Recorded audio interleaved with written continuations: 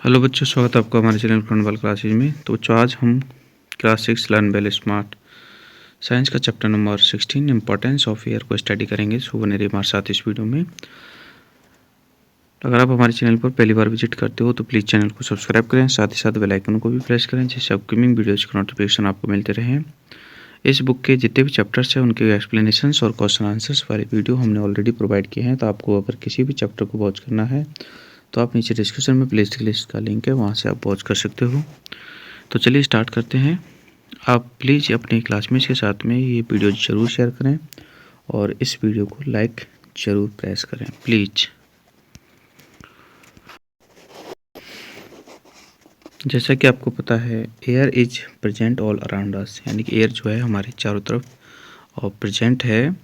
It can not be seen but can be felt when the leaves of tree move, यानी कि हम इसको देख नहीं सकते हैं बट इसको फेल्ट यानी महसूस कर सकते हैं जब, ठीक है, ट्रीज की लीव्स मूव होती है तो हम इसको महसूस कर सकते हैं। When our hair fly while riding a bicycle, जब हम साइकिल चलाते हैं तो हमारे हेयर जो है उड़ते हैं तो भी हम इसको फील कर सकते हैं। And when the clothes hanging on the cloth line, मतलब क्लॉथ लाइन पर हम क्लॉथ्स को हैंग करते हैं तो वो भी हिलते हुए हमें दिखाई देते हैं। So we can feel air, okay. Moving air is called wind, यानी कि मूविंग एयर को हम विंड कहते हैं।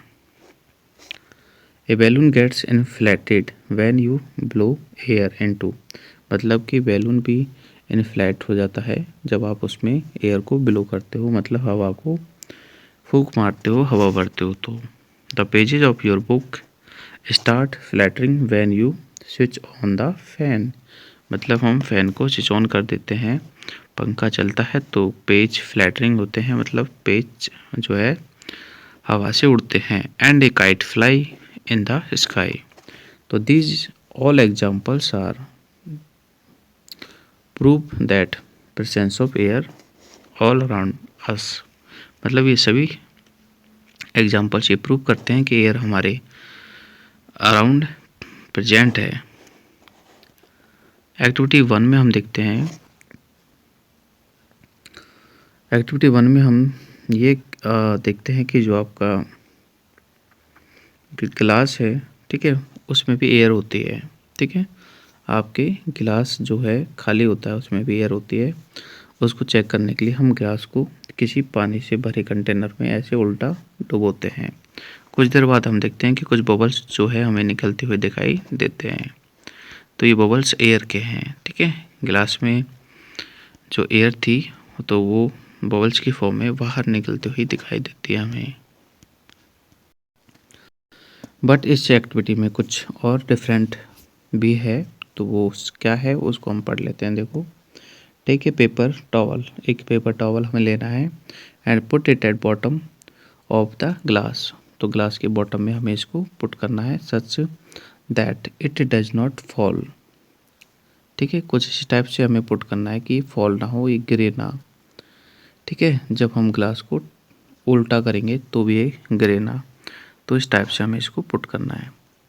Next, fill a bucket of water, तो हमें ये बकेट वाटर से फिल करनी है। Place the glass upside down into the water, ठीक है, मतलब इसको अपसाइड, मतलब जो ऊपर की साइड है उसको डाउन करके इस टाइप से इसको इस पर डालना है। Do not fill the glass, मतलब ये ध्यान रखना है कि पानी जो है ग्लास में फिल ना हो। और then remove the glass from the water, then remove the glass from the water, ठीक है। तो हमें इसको डुबो के रिमूव करना है। You will notice it is still dry, तो हम देखते हैं कि जो हमारा टॉवल था वो ड्राई है। This is because the air pressure in the glass, glass के अंदर जो एयर प्रेशर है वो पुशेज द वाटर, वो वाटर को पुश करता है, मतलब वाटर को दूर करता है और इससे जो टॉवल है वो ड्राई रहता है। तो इस एक्टिविटी से ये भी प्रूव हो जाता है कि एयर जो है ऑक्यूपाई करता है स्पेस को, मतलब एयर स्पेस को घेरता है, एयर स्पेस को ऑक्यूपाई करता है। Air is present everywhere, air हमारे चारों तरफ सब जगह प्रेजेंट होती है और हैज नो कलर, मतलब एयर का कोई कलर नहीं होता है। The blankets of air that surround the earth is called atmosphere, मतलब हमारे चारों तरफ जो एयर की ब्लैंकेट्स है, ठीक है, उसे हम एटमॉस्फेयर कहते हैं। It extend up to 1000 kilometre, यानी कि ये ऊपर की साइड में आपका जो स्काई है उसकी तरफ 1000 किलोमीटर तक हमारा एटमॉस्फेयर है। और अब हम बात करते हैं कंपोजिशन ऑफ एयर की, मतलब एयर जो है किन किन गैसेस से मिलके बनता है। तो देखो, air is a mixture of many gases, water vapour and dust particles, मतलब काफ़ी गैसेज, वाटर और डस्ट पार्टिकल, इन तीनों का मिक्सचर होता है एयर। और गैसेज की बात करें तो उसमें 78% जो हमारे एयर का पार्ट होता है वो नाइट्रोजन का होता है, और 21% जो एयर का पार्ट होता है वो हमारा होता है ऑक्सीजन का, ठीक है। और बाकी का 78 और 21 को हम ऐड करते हैं तो हो जाता है 99, बाकी का बचता है 1%। तो 1% में हमारे और रिमेनिंग कुछ गैसेज होती हैं, ठीक है, जैसे CO2 है, ठीक है, CO2 जो है 0.03% होती है, और आर्गन है, क्रिप्टॉन है, नियॉन है, ये सारी चीज़ें, मतलब ये सारी गैसेज और वाटर वेपर, ठीक है, और कुछ डस्ट पार्टिकल, ये सब आपके 1% में ही इंक्लूड होते हैं, ठीक है। 99% तो आपकी दो गैसेज का ही हो जाता है, नाइट्रोजन और ऑक्सीजन का मिलके, ठीक है। तो ये हमारे एयर का कंपोजिशन होता है। आगे हम देखते हैं नाइट्रोजन गैस, ठीक है। तो हम स्पेशली नाइट्रोजन को पढ़ते हैं कि नाइट्रोजन जो है हमारे पूरे एयर का, ठीक है, 78% है, और 21 आपका क्या है, ऑक्सीजन, और ये 1% आपका अदर है, अदर गैसेज प्लस में वाटर वेपर प्लस में, ठीक है, डस्ट पार्टिकल वगैरह। नाइट्रोजन जो होता है सबसे मेजर पार्ट है, ठीक है। The importance of nitrogen is as follows, ठीक है। अब देखो, नाइट्रोजन हमारे पास 78% पार्ट है, तो सिंपल सी बात है कि भगवान ने, ईश्वर ने, या इस प्रकृति ने हमें इतनी नाइट्रोजन क्यों दी है, ठीक है। ऐसा तो है नहीं कि भी प्रकृति ने हमें वैसे ही फालतू में दे दी हो, नो, ठीक है, क्योंकि प्रकृति यानी कि नेचर हमें जो भी कुछ देती है उसका कुछ ना कुछ मीन्स होता है। तो अरे इतनी सारी नाइट्रोजन का क्या मतलब है, जबकि ऑक्सीजन जैसे हम टेक करते हैं वो सिर्फ 21% है, सिर्फ तो नहीं बट 21 ही है।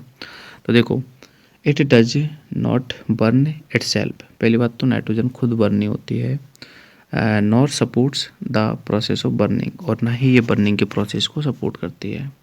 सेकंड है कि जितने भी प्लांट्स है, ठीक है, और जितने भी लिविंग थिंग्स है इस दुनिया में, सबको सबको नाइट्रोजन की नीड होती है, ठीक है। और मोस्टली प्लांट्स को नाइट्रोजन की नीड होती है टू ग्रो, ठीक है। और plants can not use nitrogen directly, plants जो होते हैं डायरेक्टली एटमॉस्फेयर से नाइट्रोजन को यूज नहीं करते हैं, ठीक है। ये बात आपको बिल्कुल अच्छे से समझनी है, ठीक है। ऐसा नहीं है कि एटमॉस्फेयर में 78% नाइट्रोजन है तो प्लांट डायरेक्ट टेक कर लेंगे, जैसे हम ऑक्सीजन को टेक कर लेते हैं, ऐसा नहीं है बिल्कुल भी, ठीक है। The nitrogen requirement of plants, मतलब प्लांट्स की जो नाइट्रोजन की रिक्वायरमेंट होती है, ठीक है, वो फुलफिल होती है बाय एडिंग फर्टिलाइजर्स से, ठीक है। सॉइल में जो हम फर्टिलाइज़र ऐड करते हैं तो उससे फुलफिल होती है, या फिर कुछ लेगुमिनियस प्लांट्स होते हैं, ठीक है, वो उसकी फुलफिल करते हैं। लेगुमिनियस प्लांट्स होते हैं नाइट्रोजन को नाइट्रस ऑक्साइड की फॉर्म में जो है नाइट्रोजन को कन्वर्ट करते हैं और प्लांट्स को देते हैं, ठीक है। लेगुमिनियस प्लांट्स वो प्लांट्स होते हैं पल्सेज वाले प्लांट्स, यानी कि दाल वाली फसलें ना, जैसे चना है, ठीक है, और भी काफ़ी पल्सेज क्रॉप्स हैं, तो वो सभी लेगुमिनियस प्लांट्स होते हैं, ठीक है। लाइक पीच है, बीन्स है, ये सब लेगुमिनियस है। कैन कन्वर्ट एटमॉस्फेरिक नाइट्रोजन, तो ये जो लेगुमिनियस प्लांट्स है, ठीक है, इनके अंदर एक वो होता है बैक्टीरिया, क्या बोलते हैं उसको, राइबोजियम, ठीक है, राइजोबियम एक बैक्टीरिया होता है, तो वो राइजोबियम जो है नाइट्रोजन को कन्वर्ट कर देता है नाइट्रोजिनियस कंपाउंड्स में, ठीक है। तो नाइट्रोजिनियस कंपाउंड्स में कन्वर्ट कर देता है, फिर ये नाइट्रोजिनियस जो कंपाउंड है, ठीक है, वो प्लांट्स को देता है, ठीक है। राइजोबियम जो होता है वो प्लांट्स के रूट्स में रहता है, ठीक है, लेकिन कौन से प्लांट्स के रूट्स में, लेगुमिनस प्लांट्स के रूट्स में रहता है। इसलिए जो लेगुमिनस प्लांट्स है, ठीक है, वो ज़्यादा हेल्पफुल हेल्पफुल होते हैं, ठीक है, नाइट्रोजन के लिए leguminous plants.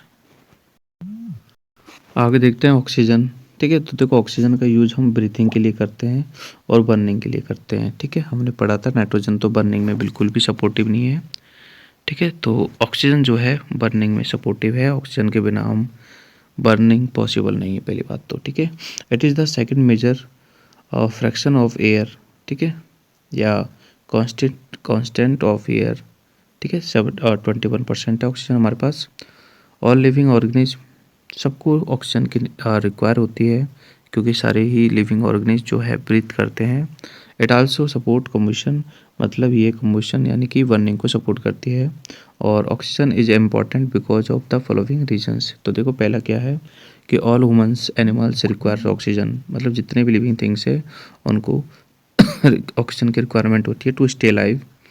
Oxygen is taken into the body and it burns food to produce CO2, मतलब ऑक्सीजन जो होती है वो हमें बॉडी के लिए ज़रूरी है, जो कि हमारे फूड को क्या करती है, वंस बर्न करती है। इट मीन्स फूड को वो एक तरह से फूड्स को बर्न करके उससे एनर्जी कन्वर्जन करती है, एनर्जी बनाती है, और कार्बन डाइऑक्साइड एक तरह से प्रोड्यूस करती है वेस्ट मटेरियल के रूप में। सो ठीक है, this process is called respiration, यानी कि जो हम रेस्पिरेशन करते हैं, रेस्पिरेशन का मतलब यही है कि हमें रेस्पिरेशन में आपकी ब्रीथिंग भी इंक्लूड होती है। ब्रीथिंग करते हो तो जो आपकी एयर है बॉडी के अंदर जाती है, ठीक है, और जो आपकी बॉडी है ना वो आपके फूड को डाइजेस्ट करके और सेल्स में भेजती है, और सेल्स में जो है ऑक्सीजन भी पहुंचती है। तो ऑक्सीजन जो है सेल्स में फूड का ब्रेक डाउन करती है, ठीक है, और ब्रेक डाउन करके एनर्जी में कन्वर्ट करती है, ठीक है। उस एनर्जी का हम यूज करते हैं वेरियस एक्टिविटीज़ में। नेक्स्ट है एक्वाटिक एनिमल्स लाइक फिश वगैरह जो होती है, ठीक है, वो भी एक तरह से डिजॉल्व्ड ऑक्सीजन को टेक करती है, यानी कि पानी में ही ऑक्सीजन डिजॉल्व होती है, उसे वो टेक करती है उनके गिल से, ठीक है। नेक्स्ट है termites and ants and earthworm that live in soil, यानी कि मिट्टी में रहते हैं, तो ये मिट्टी में ऑक्सीजन ऑलरेडी होती है, तो उस ऑक्सीजन को ये टेक करते हैं, ठीक है। Trapped between the soil particles, मतलब सॉइल के पार्टिकल्स के बिटवीन जो ऑयल ऑक्सीजन ट्रैप होती है, तो ये उसका यूज करते हैं। Earthworm come out of the soil during the rainy season या फिर रेंस, ठीक है, जब बरसात होती है तो अर्थवर्म जो है सॉइल से बाहर आ जाते हैं, because water fill in all air space, मतलब जितने भी एयर स्पेस है उनमें वाटर फिल हो जाता है, और वाटर फिल हो जाता है तो वो ऑक्सीजन को टेक नहीं कर पाते, और इसलिए वो बाहर आ जाते हैं ताकि वो ब्रीथ कर सके, ठीक है। आपने देखा होगा कि अर्थवर्म सिर्फ रेनी सीजन में ही बाहर आते हैं, क्योंकि रेनी सीजन में उनके जो सॉइल के एयर गैप्स है वो फिल हो जाते हैं वाटर से, और उनके पास क्या नहीं होती, फिर एयर नहीं होती, इसलिए वो ब्रीथ करने के लिए बाहर आ जाते हैं। आगे देखते हैं एक्टिविटी 2। एक्टिविटी 2 में हम देख रहे हैं to show that presence of air in oxygen in water, मतलब वाटर में ऑक्सीजन का प्रेजेंस होता है क्या, तो बिल्कुल होता है, ठीक है। इस चीज़ को हम देख सकते हैं, जैसे हम पानी को गर्म करते हैं तो हमें पानी में कुछ छोटे छोटे बबल्स दिखाई देते हैं, ठीक है, वो बबल्स एक्चुअल में ऑक्सीजन के होते हैं। नेक्स्ट एक्टिविटी 3, इसमें हम ये चेक कर रहे हैं कि to show the presence of air in soil, क्या मिट्टी में भी जो है ऑक्सीजन होती है, ठीक है, मिट्टी में एयर होती है। तो इस चीज़ को हम कर सकते हैं, हमें लेना है एक गिलास बीकर, ठीक है, और उसे थोड़ा सा बहुत पानी से भरना है और उसमें मिट्टी डालनी है, ठीक है। जैसे हम उसमें मिट्टी डालते हैं तो हमें नोटिस करते हैं कि गिलास जो है आपका उसमें बबल्स बनना स्टार्ट होते हैं, तो ये बबल्स जो होते हैं ऑक्सीजन की प्रेजेंस को शो करते हैं कि उनमें सॉइल में ऑक्सीजन है, तभी जाके बबल्स बनते हैं। आगे देखो, oxygen is essential for burning और कम्बशन, मतलब ऑक्सीजन सिर्फ ब्रीथिंग के लिए नेसेसरी तो है, बट बर्निंग के लिए भी नेसेसरी है, ठीक है। मैंने अभी अब बताया था आपको कि अगर ऑक्सीजन नहीं होगा तो हम बर्निंग पॉसिबल ही नहीं है, हम बर्न कर ही नहीं सकते किसी सब्सटेंस को।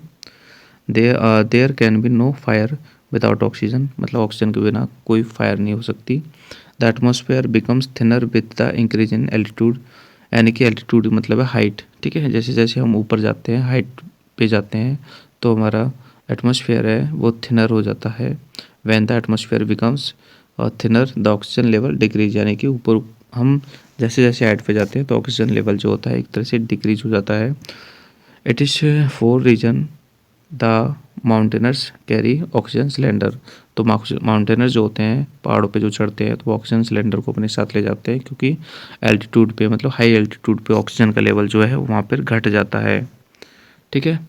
Deep sea diverse also carry oxygen, मतलब नीचे जो जाते हैं समुद्र में या फिर सीज में नीचे जो डाइवर्स जो जाते हैं वो भी ऑक्सीजन सिलेंडर को कैरी करते हैं, because humans can not breathe in water, यानी कि ह्यूमंस डिजॉल्व ऑक्सीजन को ब्रीथ नहीं कर सकते हैं, सो वो ऑक्सीजन सिलेंडर को कैरी करते हैं ताकि वो वहाँ से ब्रीथ कर सकें।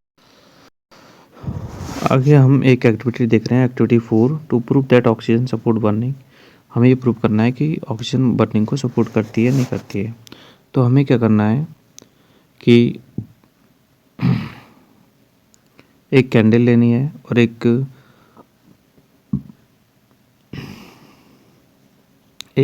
इन्वर्टेड जो है मतलब एक सिलेंडर टाइप का हमें ग्लास लेना है, इसी के अंदर हमें कैंडल को बर्न करना है। ठीक है। और कुछ जैसा आपको पिक्चर में दिखा रखा है इसी सेटअप से आपको रखना है और यहाँ पर 5 पॉइंट्स मार्क करने हैं। ठीक है। ये आपका एक तरह से 0 पॉइंट है ये वाला। ठीक है। यहाँ पर आपका 0 पॉइंट है ये, और ये आपका 1 2 3 4 5। ठीक है। ये 5 पॉइंट मार्क करने हैं। अब हम जैसे ही कैंडल को बर्निंग कैंडल को इसमें रखते हैं, ठीक है, तो कुछ देर बाद हम देखते हैं कि ये जो कैंडल है ना अपने आप ही क्या हो जाएगी, जो है मतलब ठीक है बुझ जाएगी, हम बोल सकते हैं अपने आप ही बुझ जाएगी। ठीक है। और हम नोटिस करते हैं कि जो ये वाटर लेवल है, देखो पहले वाटर लेवल यहाँ तक था। ठीक है। अब बी वाली पिक्चर में आपका वाटर लेवल यहाँ से बढ़ गया, यहाँ तक आ गया, मतलब 0.1 तक आ गया। कहाँ तक आ गया? 0.1 तक आ गया। ठीक है। ये देखो 0.1 है, ये यहाँ तक वाटर लेवल आ गया। ऐसा इसलिए होता है कि क्योंकि आज जितनी इस कंटेनर में ऑक्सीजन थी, ठीक है, उतने ऑक्सीजन का यूज कर लिया, तब तक तो ये कैंडल आपकी जलती रही। फिर ऑक्सीजन इसमें से जब ख़त्म हो गई, ठीक है, तो आपका जो वाटर लेवल है वो एक तरह से बढ़ गया। ठीक है ना। तो इससे हमें पता चलता है कि विदाउट ऑक्सीजन जो बर्निंग सपोर्ट नहीं होती, यानी कि बर्निंग नहीं हो सकती। ठीक है। इसमें दिया है कि sometimes the water level in that cylinder rises of 2 marks 1, यानी मार्क्स 1 तक जो है वाटर का लेवल राइज हो जाता है। So the level water rises of by the 20%, मतलब अबव 20% जो है पानी का लेवल बढ़ जाता है। It shows that used up component of air, मतलब एयर के कंपोनेंट का यूज हो गया है जो कि बर्निंग को सपोर्ट करती है। आगे हम देख रहे हैं CO2 गैस यानी कार्बन डाइऑक्साइड, जो कि 0.03% है आपके पास, यानी कि आपका जो 1% बचता था उसमें से 0.03% आपका कार्बन डाइऑक्साइड है। ठीक है। यहाँ पर देखो ये रहा, all thought it present in very small amount, मतलब ये वैसे तो बहुत कम अमाउंट में प्रेजेंट है, but it is required by the plants for photosynthesis, मतलब ये जो CO2 है ये फोटोसिंथेसिस के लिए बहुत ज़्यादा ज़रूरी है, क्योंकि विदाउट फोटोसिंथेसिस जो है प्लांट्स अपने फूड को भी नहीं बना पाते हैं। प्लांट्स की जो फूड मेकिंग प्रोसेस है उसको फोटोसिंथेसिस कहते हैं। Carbon dioxide is the one of the gases that keeps our atmosphere warm, यानी कि कार्बन डाइऑक्साइड ही एक ऐसी गैस है जो कि हमारे एटमॉस्फेयर को हमेशा वार्म रखती है। ठीक है। और it is produce during the combustion, यानी कि जब कम्बुशन होता है, कम्बुशन का मतलब जब बर्निंग होती है तब कार्बन डाइऑक्साइड जो है प्रोड्यूस होती है। Both animals and human being released CO2, मतलब एनिमल्स और ह्यूमन दोनों ही CO2 को रिलीज करते हैं ड्यूरिंग द रेस्पिरेशन, मतलब हम जब रेस्पिरेशन करते हैं यानी ब्रीथिंग के दौरान जो ब्रीथिंग आउट करते हैं तो वो आपका CO2 तो होता है। It is toxic for the human, मतलब ह्यूमन्स के लिए टॉक्सिस होता है। High concentration and causes the suffocation, इससे हमें सफोकेशन होता है। It is for the reason that we feel suffocated when something is burning in a close room, यानी कि एक क्लोज रूम में जब कुछ जल रहा होता है तो हमें सफोकेशन फील होता है। ठीक है ना। तो ये CO2 का आपका यूजेज है। यहाँ पर जो पिक्चर दिखा रखी है वो आपके फोटोसिंथेसिस प्रोसेस की पिक्चर है कि जो प्लांट्स होती है, ठीक है, वो CO2 को टेक करते हैं, ठीक है, लीफ से यानी कि स्टोमेटा से, और वो कार्बन डाइऑक्साइड, ठीक है, और वाटर और सनलाइट, ठीक है, इनका यूज करके वो एक तरह से आपका जो फूड है यानी कि ग्लूकोज की फॉर्म में बनाते हैं ये देखो C6H12O6 लिख रहा है, ये ग्लूकोज है ना। ये फूड बनाते हैं और ऑक्सीजन को रिलीज करते हैं एटमॉस्फेयर में। देखो ये ऑक्सीजन एटमॉस्फेयर में रिलीज हो रही है, ठीक है, और शुगर भी एटमॉस्फेयर में रिलीज हो रही है, यानी कि ये आपका ग्लूकोज है, वही शुगर है। तो यानी कि आपका फोटोसिंथेटिक प्रोसेस है जिसमें कार्बन डाइऑक्साइड, ठीक है, सनलाइट, वाटर का यूज होता है और आपको बदले में शुगर यानी कि कार्बोहाइड्रेट, जिसको हम ग्लूकोज भी कह सकते हैं, ये भी मिलता है और ऑक्सीजन भी आपको मिलती है, ठीक है। हम जो ऑक्सीजन टेक करते हैं वो फोटोसिंथेसिस का ही रिजल्ट होती है। आगे देख रहे हैं वाटर वेपर, ठीक है। वाटर वेपर भी प्रेजेंट है, वो भी 1% में ही है, आपके 1% में शामिल है। तो देखो the amount of water vapour present in air varies from place to place, मतलब वाटर पेपर का अमाउंट जो है हर जगह अलग अलग होता है और टाइम टू टाइम अलग अलग होता है। जैसे the amount of water vapour present in the air is called humidity, मतलब ह्यूमिडिटी कैसे कहते हैं, वाटर वेपर जितनी प्रेजेंट होती है, ठीक है, एयर में जितनी वाटर वेपर का अमाउंट प्रेजेंट होता है उसे ह्यूमिडिटी कहते हैं। जैसे अभी विंटर चल रहा है तो विंटर्स के दिनों में ह्यूमिडिटी ज़्यादा होती है और रेनी सीजन में सबसे ज़्यादा ह्यूमिडिटी होती है, क्योंकि रेनी सीजन में जो है एयर में वाटर का परसेंट ज़्यादा होता है। Chennai has more water vapour, Chennai में देखो सबसे ज़्यादा वाटर, मतलब सबसे ज़्यादा तो नहीं लेकिन ज़्यादा वाटर वेपर होती है दिल्ली के कंपैरिजन में, ठीक है, क्योंकि दिल्ली का जो एटमॉस्फेयर है वो थोड़ा ज़्यादा वार्म है, जबकि चेन्नई का जो है वार्म नहीं है, ठीक है, क्योंकि चेन्नई जो है वो सीज के नियर सिचुएटेड है, ठीक है। सो वहाँ पर ह्यूमिडिटी का ज़्यादा होना ज़रूरी है, मतलब एक तरह से कंपलसरी है। ओके, आगे देखो water vapour is important to for the water cycle in nature, यानी कि वाटर साइकिल के लिए वाटर पेपर होना ज़रूरी है। When water vapour comes in to contact with clouds या कोल्ड सरफेस, यानी कि वाटर पेपर कोल्ड सरफेस यानी कि कोल्ड सरफेस से जाके टकराती है, तब वो एक तरह से कंडेंसेंस हो जाती है और वो स्मॉल ड्रॉपलेट्स की फॉर्म में एक तरह से ऊपर जाके एटमॉस्फेयर में चेंज हो जाती है, ठीक है, और उनसे क्लाउड्स बनते हैं और फिर क्लाउड्स जो है बाद में आके बारिश करते हैं, ठीक है। नेक्स्ट हम देखते हैं डस्ट एंड स्मोक्स, ठीक है। देखो the amount of the dust particle very different places, मतलब जैसे वाटर पेपर का अमाउंट भी वेरी करता है प्लेस टू प्लेस, इसी टाइप से डस्ट और स्मोक का अमाउंट भी वेरी करता है। Air also contain smoke that is given out by the vehicles, मतलब एयर में भी स्मोक होती है जो कि व्हीकल्स है, फैक्ट्रीज है, इनसे और निकलती है। Dust particle can be seen in the rays of sunlight, जब सनलाइट डार्क रूम में एंटर होती है तो उसमें हम डस्ट पार्टिकल को देख सकते हैं। Dust and smokes in the air can enter in our body, मतलब डस्ट और स्मोक जो होती है एयर के थ्रू हमारे बॉडी में एंटर करती है और can cause various disease like breathing problems disease हमें जो है कॉज करती है, ठीक है ना। Must always breathe through the our nose and not through the mouth, मतलब हमेशा हमें नोज से ब्रीथ करना चाहिए, ठीक है, माउथ से ब्रीथ नहीं करना चाहिए, क्योंकि नोज जो होता है उसमें कुछ फाइन हेयर्स होते हैं, ठीक है, जो कि फिल्टर करते हैं एयर को, ठीक है, और मुंह अपना जो माउथ है उसमें ऐसा कुछ होता नहीं है, सो माउथ से ब्रीथ करना बेकार है, ठीक है।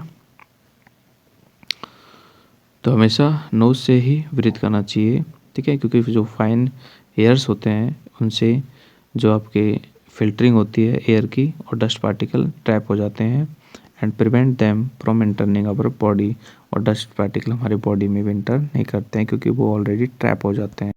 नेक्स्ट हम देख रहे हैं activity 5 to show the presence of water vapour in the air, कि वाटर वेपर एयर में प्रेजेंस होती है नहीं होती। तो देखो take a glass and put some ice cubes in it, glass में हम कुछ आइस क्यूब पुट करते हैं, कुछ देर बाद हम देखते हैं कि जो आपका वाटर बोतल होता है उसके आउटर सरफेस पे, ठीक है ना, कुछ छोटी छोटी बूंदें दिखाई देती है, ठीक है। एक्चुअल में छोटी छोटी बूंदें आती कहाँ से है, ठीक है, this happen because water vapour in the air, मतलब हवा में जो वाटर वेपर होती है, ठीक है, वो एक तरह से इस बॉटल से टकरा के, यानी कि कूल वाटर से टकरा के, ठीक है, हमारी बॉटल क्या है, कूल है, तो उससे टकरा के जो एयर है वो कंडेंसेस हो जाती है मतलब आपका वाटर वेपर फिर से वाटर बन जाता है।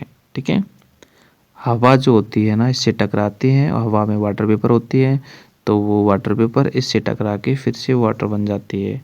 इसलिए बोतल के बाहर आपने देखा होगा, चिल्ड बोतल के बाहर एक तरह से वाटर वेपर सॉरी पानी की बूंदें दिखाई देती है। ठीक है, तो एक्चुअल में वो पानी की बूंदें अंदर से नहीं आती। ठीक है, बाहर एटमॉस्फेयर में जो वाटर वेपर होती है ना, वही कंडेंसेस होके यानी कि वो कन्वर्ट हो जाती है लिक्विड्स में। ठीक है, जब वो किसी कूल सरफेस से टकराती है यानी कि ठंडी बोतल से जो टकराती हैं तो वो ही चेंज हो जाती है। तो वो वाली वाटर वेपर का पानी आपको बोतल के बाहर दिखता है।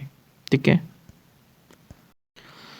एक्टिविटी 6 में हम देख रहे हैं to show the presence of dust particle in air, कि एयर में डस्ट पार्टिकल होते हैं नहीं होते हैं। तो आप कोई डार्क रूम में जैसे देखते हो कि डार्क रूम में जो सनलाइट आती है, इस सनलाइट को ऑब्जर्व करना, इसमें आपको छोटे छोटे पार्टिकल्स जो है एक तरह से उड़ते हुए दिखाई देंगे। ठीक है ना, तो इससे हम समझ सकते हैं कि भाई एयर में डस्ट पार्टिकल होते हैं। आगे देखो, क्वेश्चन आंसर्स करते हैं। फिल इन द ब्लैंक्स है, the gas present in the maximum amount in the air, वो है आपकी नाइट्रोजन एंड टू। नेक्स्ट है सपोर्ट बर्निंग ऑक्सीजन। ठीक है, ऑक्सीजन सपोर्ट बर्निंग।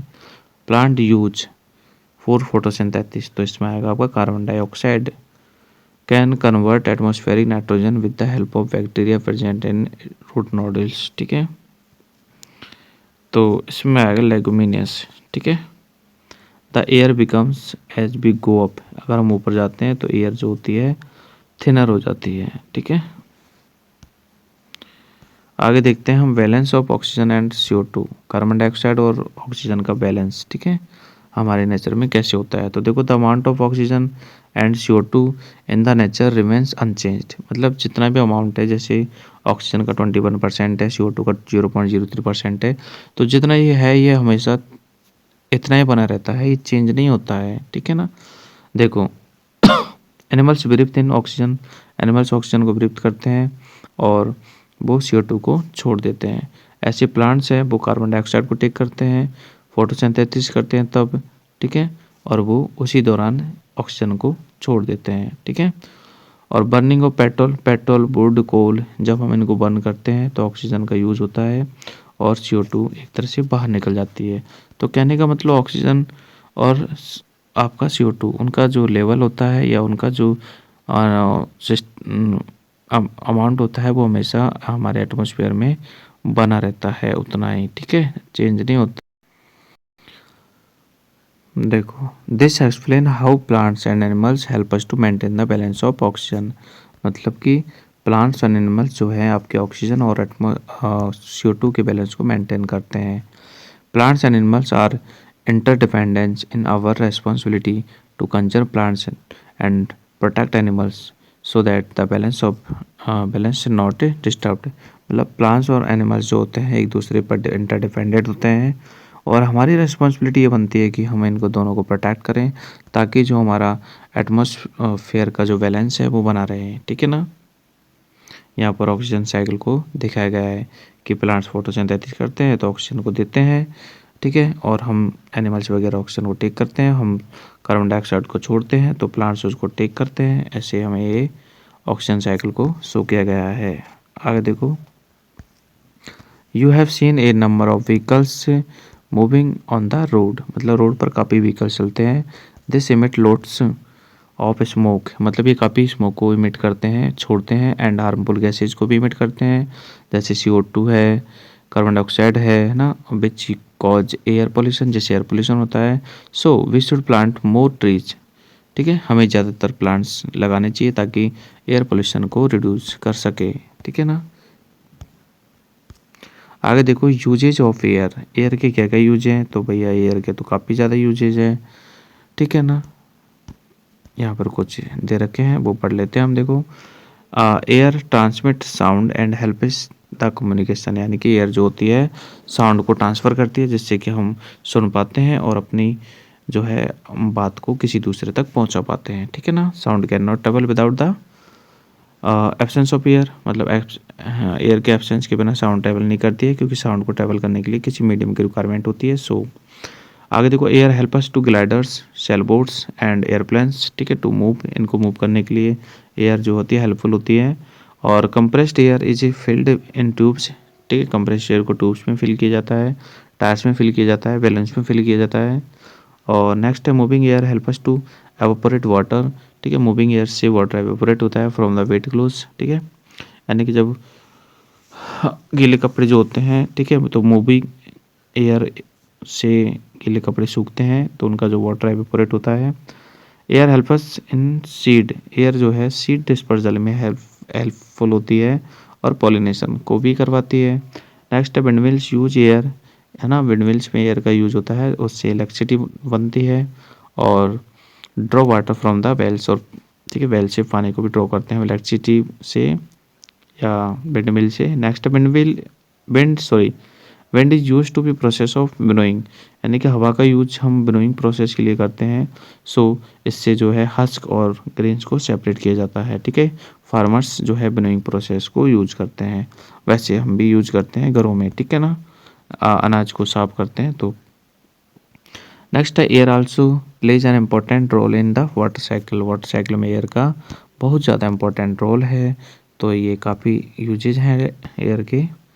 नेक्स्ट देखते हैं हम क्वेश्चंस, टाइम टू आंसर्स। पहला क्वेश्चन है यस नो में हमें बताना है, तो देखो it is good practice to burn things in a close room, तो ये नो है। The burning of the coal and wood release carbon dioxide, तो यस है। नेक्स्ट है plants and animals are interdependent, तो यस है। नेक्स्ट है sound can travel in the expanse of air, ये फॉल्स है। नेक्स्ट है air plays an important role in the water cycle, तो ये भी यस है, ठीक है। तो कुछ यस है कुछ नो है, आप देख लीजिए। तो बच्चों ये आपका ये चैप्टर कंप्लीट है। आई होप कि आपको वीडियो पसंद आया होगा, तो please I request you to all please like this video and share with your classmates, that is I humble request you. And अगर आपको किसी भी चैप्टर को वॉच करना है तो आप सीधे डिस्क्रिप्शन में जाके प्लेलिस्ट में से जो है हर चैप्टर की क्वेश्चन आंसर्स और एक्सप्लेनेशंस वीडियो वॉच कर सकते हो। सो चलिए मिलते हैं नेक्स्ट वीडियो में, तब तक के लिए बाय, जय हिंद, जय भारत।